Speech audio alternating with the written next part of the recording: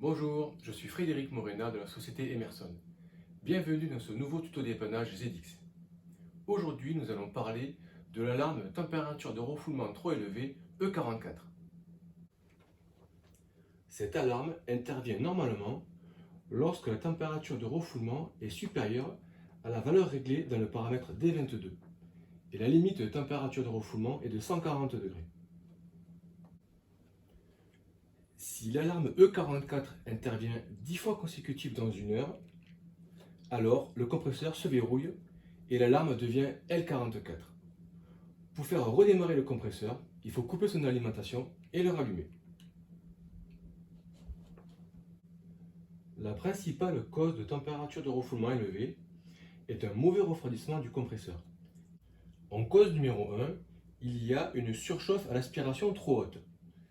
C'est-à-dire que la surchauffe totale entre l'évaporateur et la ligne d'aspiration est trop haute et le compresseur n'est pas assez refroidi et l'alarme E44 apparaît. La surchauffe totale maximale doit être comprise entre 15 et 20 Kelvin. Pour mesurer la surchauffe totale, il faut calculer la différence de température entre la température d'évaporation lue sur le manomètre et la température mesurée à l'aspiration du groupe avec une sonde à contact. Si elle est au-delà de 20 Kelvin, il faut ouvrir le détendeur pour mieux remplir l'évaporateur et ainsi diminuer la surchauffe. En cause possible numéro 2, il y a un manque de réfrigérant dans le système. La quantité des vapeurs aspirées n'est pas suffisante pour refroidir le compresseur. Donc, il faut contrôler la charge et la compléter si besoin. En troisième cause, il est possible qu'un début de grippage génère une surchauffe du compresseur.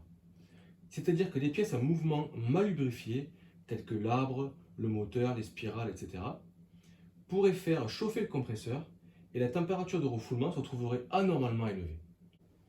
On ne peut pas exclure des causes possibles un problème de mesure du régulateur. Regardons maintenant comment vérifier si la valeur mesurée est correcte. Il est possible que la sonde placée au refoulement du compresseur, appelée P3T, mesure une valeur erronée. Dans ce cas, je propose de vérifier la température mesurée par le régulateur et la comparer avec la température mesurée par un thermomètre à contact.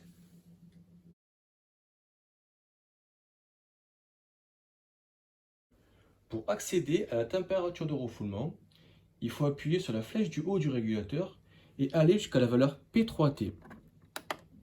Et appuyer sur la touche 7 pour faire afficher la valeur. Donc là, on mesure une température ambiante parce que le groupe est à l'arrêt. Maintenant, on va comparer cette valeur avec la mesure d'un thermomètre à contact.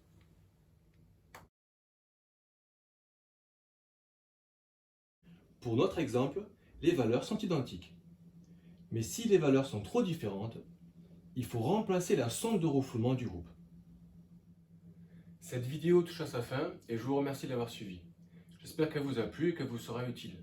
N'oubliez pas de vous abonner à ma chaîne YouTube et je vous dis à bientôt dans une nouvelle vidéo. Bye bye.